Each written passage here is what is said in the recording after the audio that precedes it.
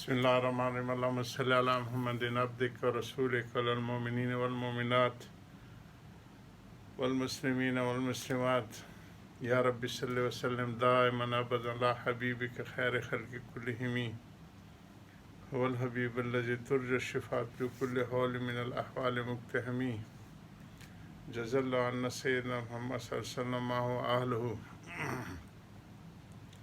ईद उल वही से आज हमारी 65वीं नशिस्त है। ये सफ़ा 699 के ऊपर हम लोग पहुँचे हुए हैं। तकरीबन आखिरी चंद सफ़े हैं, तो फिर मुहर्रम से हम नई जिल्द सब्र शुक्र फ़ज़ाइल सब्र शुक्र शुरू करेंगे इंशाअल्लाह। तो इसमें हज़रत जो रमज़ान के महीने में फ़ज़ाइल रमज़ान में एक तफसीर से आई और उसी हदीस को हज़रत शरह फरमा रहे हैं कि एक दफ़ा जनाब रसूलुल्लाह सल्लल्लाहु अलैहि वसल्लम खुतबा देने के लिए मेंबर शरीफ पे तशरीफ़ लाए, तो पहला पाँव रखा तो फरमाया आमीन, दूसरे दर्जे पे पाँव रखा तो फरमाया आमीन, तीसरे पे पाँव रखा तो फरमाया आमीन। तो इस पे सहाबा ने पूछे कि रसूलुल्लाह सल्लल्लाहु अलैहि वसल्लम हमने ऐसा पहले कभी नहीं देखा। तो जनाब रसूलुल्लाह सल्लल्लाहु अलैहि वसल्लम ने फरमाया कि मेरे पास जिब्रील अमीन आए थे, उन्होंने बद्दुआ की और मुझे कहा कि इस पे आमीन कहें।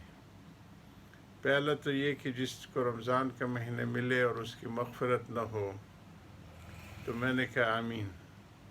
दूसरा वो कि मेरा नाम मुबारक उसके सामने आए तो वो उसमें आमीन न, उसमें दरूद शरीफ न पढ़े तो मैंने कहा आमीन।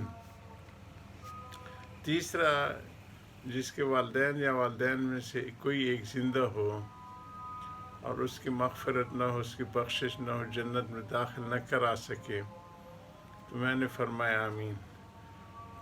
तो इसका तो काफ़ी तफसील से आ गया, रमज़ान के फ़ज़ाइल में भी हमने इसको ज़िक्र किया।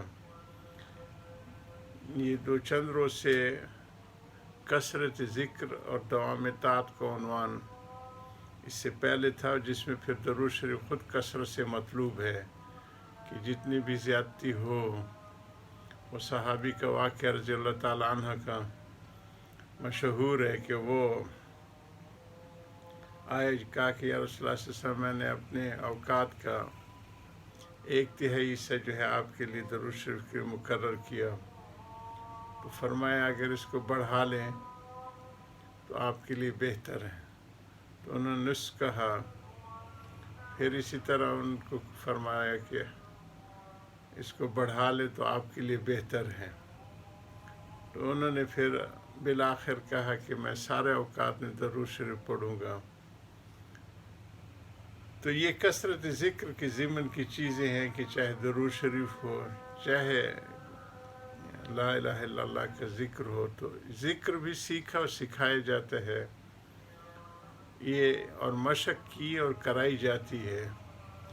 तो इब्तदाई मशक के जो तुर्क हैं उसके ऊपर काफ़ी बहस हुई कि वो सिर्फ़ सिखाने के लिए है, जब पुख्ता हो जाए और दिल व दिमाग में मोहब्बत हक़ और नूर हक़ रच बस जाए तो फिर उन इब्तदाई सबक की ज़रूरत नहीं होती। लेकिन ऐसी मोहब्बत और चाशनी हो जाती है कि जुनैद बगदादी रहमहुल्लाह तस्बीह आखिरी ज़माने में हाथ में रखते थे, तो उनके हम असर बुज़ुर्ग मुंतही बुज़ुर्ग जो थे वो आए, उन्होंने कहा कि जुनैद अभी तक तस्बीह हाथ में। उन्होंने कहा हाँ भाई, जिसकी वजह से ये मंजिल पाई है तो अब उसको छोड़ते हुए शर्म आती है। तो कसरत दरूद भी वही कसरत ज़िक्र की एक शक्ल है। फिर ये अल्लाह सुब्हान ताला की अता है, किसी के ऊपर तौहीद का गलबा होता है तो कलमा शरीफ की कसरत उनकी ज़िंदगी के हिस्सा बन जाती है, और किसी पे जनाब रसूलुल्लाह सल्लल्लाहु अलैहि वसल्लम की मोहब्बत का गलबा होता है تو ان پہ درود شریف دن رات ان کا وہ ہو جاتا ہے، وظیفہ بن جاتے ہیں۔ اور اس کے بعد والدین کی ہم نے شروع کی تھی 2 دن سے، پھر اس مجلس کو چلا رہے، خدمت والدین کی اہمیت۔ خوش نصیب ہیں کہ جن کو اللہ پاک نے یہ دولت دی ہوئی ہیں، والدین زندہ ہیں، جو گزر گئے ہیں تو ان کے لیے سارے ثواب کرنا اور ان کی قبور پہ حاضری دینا، یہ بھی ان کے حقوق میں سے ہے کہ بچے جو بھی نفلی عبادت کرے اس کا ثواب والدین کو بخشتے رہیں۔ اس آیت تک ہم پہنچے تھے کہ جب ان کو بڑھاپے میں او کلاہما فلا تقل لہما اف ولا تنہرہما وقل لہما قولا کریما، اور اس کی تفصیل میں نے بتائی تھی کہ اف ایک تو جھڑکنے کے انداز میں ہے، اور ایک مفسرین نے لکھا ہے کہ تھکا ہارا مشقت اٹھا کے جب بچہ گھر میں آئے تو تھکان کی وجہ سے بھی اف نہ کرے، کہ یہ بھی والدین کے دل کے اوپر گراں گزرتی ہے کہ میرا بیٹا کتنی مشقتیں اٹھا کے گھر کو آتا ہے۔ والدین میں سے ایک یا دونوں بڑھاپے کو پہنچ جائیں تو ان کو اف بھی نہ کہو، اور اس میں یہ بات بھی داخل ہے کہ اگر زبان سے کچھ نہ کہا مگر صورت سے ناگواری ظاہر کی جائے، یہ کیونکہ اف سے ممانعت کا مطلب یہ ہے کہ ان کو ایذا نہ دو، اور جب صورت سے ناگواری ظاہر کی جاتی ہے تو اس سے بھی مخاطب کو ایذا ہوتی ہے۔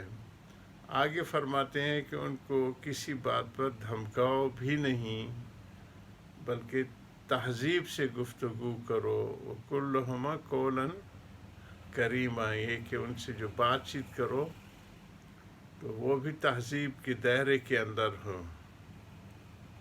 یہاں تک تو خدمت اور تعظیم و ادب کی تعلیم تھی۔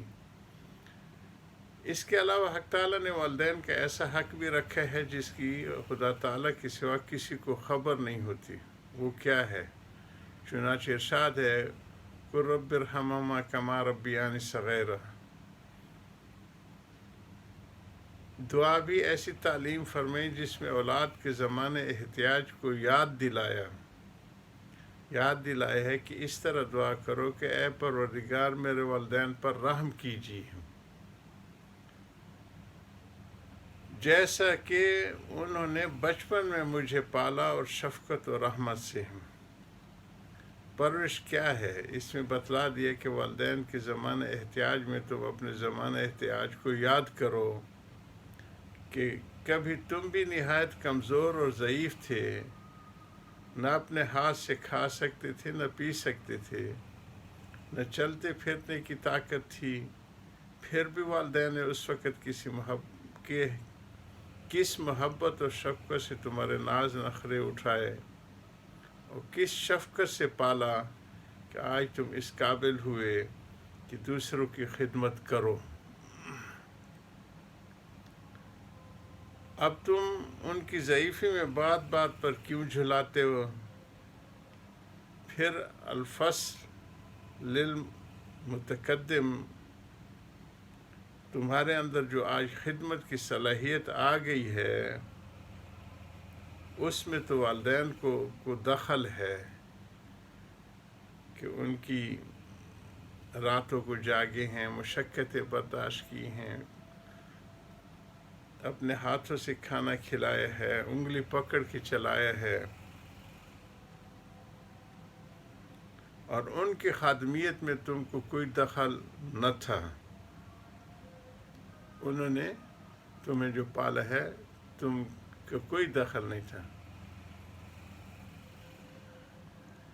مگر بائنہم، وہ تو تمہاری خدمت سے ایک دن بھی نہ گھبرائے اور تم گھبرا گئے ہو۔